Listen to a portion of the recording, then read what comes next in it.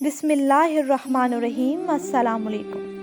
حماد الدین زنگی سلجوقی سلطان کی فوج کے ایک سردار کی حیثیت سے موصل میں خدمات دے رہے تھے، تو انہی دنوں ایک رات خوب بارش ہوئی۔ سن 1118 کی وہ رات جب تیز و تند ہوا کے شور، گہرے بادلوں کی گن گرج اور طوفانی بارش کے سبب موصل کے شہریوں کے لیے بہت خوفناک تھی۔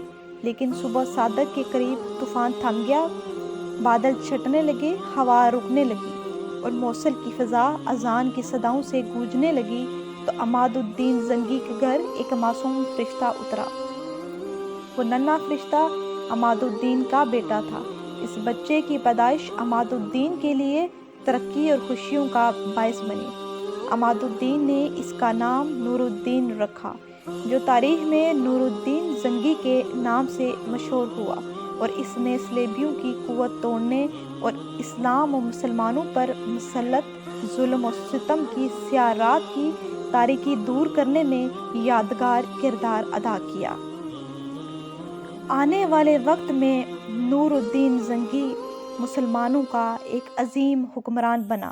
وہ مسلمان حکمران جو ایک بہادر سپاہی اور سپہ سالار تھا اور جنگ میں ہمیشہ پہلی صف میں رہ کر لڑتا تھا، جس کی زندگی کا سب سے بڑا مقصد شام اور فلسطین کو فرنگیوں کے چنگل سے آزاد کرانا تھا، اور اس راہ میں اس نے اپنی تمام صلاحیتیں صرف کر دی تھیں۔ مصر اور شام کا حکمران نور الدین زنگی اتنا بڑا انسان تھا کہ صلاح الدین ایوبی میں اس کے کردار کا ایک پرت پایا جاتا تھا۔ صلاح الدین ایوبی نے اپنے کردار اور شخصیت کی تعمیر نور الدین زنگی ہی کی صحبت اور سرپرستی میں کی، اور اسی کے نقش قدم پر چلنے کو اپنے لیے وجہ افتخار جانا۔ نور الدین زنگی شاہی خزانے سے اپنے لیے ایک پیسہ بھی نہ لیتا تھا۔ اس کی گزر اوقات مال غنیمت یا اپنے کسی کام کی اجرت پر ہوتی تھی۔ گھر میں تنگی رہتی، جس کی وجہ سے بیوی اس سے تنگ آ چکی تھی۔ ایک دن اس نے شوہر سے کہا، مصر اور شام کا علاقہ تمہارے زیر نگی ہے، اور تمہارے گھر کا یہ عالم ہے کہ اس میں آسودگی کا نام و نشان تک نہیں ملتا۔ نور الدین نے تحمل سے جواب دیا، بیگم، خزانہ عوام کا ہے اور مجھے اس کی چوکیداری پر متعین کیا گیا ہے۔ کیا تم چاہتی ہو کہ میں تمہاری خوشی اور گھر کی آسودگی کے لیے خیانت اور بددیانتی کر کے اپنے لیے جہنم میں ٹھکانہ بنا لوں؟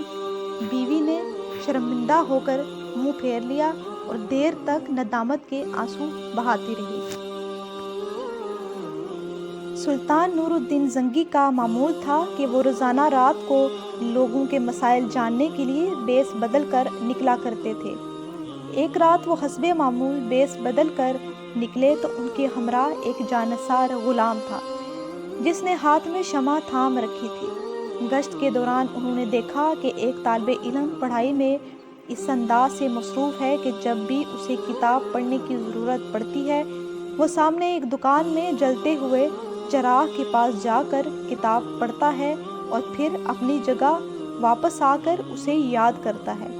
سلطان نے اسی وقت اپنے ملازم کو حکم دیا کہ وہ اپنی شمع اس طالب علم کو دے دے، اور سلطان خود اندھیرے میں واپس محل لوٹ آئے۔ اسی رات نبی پاک صلی اللہ علیہ وآلہ وسلم نے خواب میں سلطان نور الدین زنگی کو اپنی زیارت سے فیضیاب فرماتے ہوئے کہا کہ اے نور الدین، خدائے بزرگ و ابتر تجھے اب ایسی عزت بخشے جسے تو نے میرے ایک وارث کو دی ہے۔ سلطان نور الدین زنگی کی آنکھ کھلی تو انہیں وہ حدیث نبوی یاد آئی جس میں نبی پاک صلی اللہ علیہ وآلہ وسلم فرماتے ہیں کہ علماء انبیاء کے وارث ہیں۔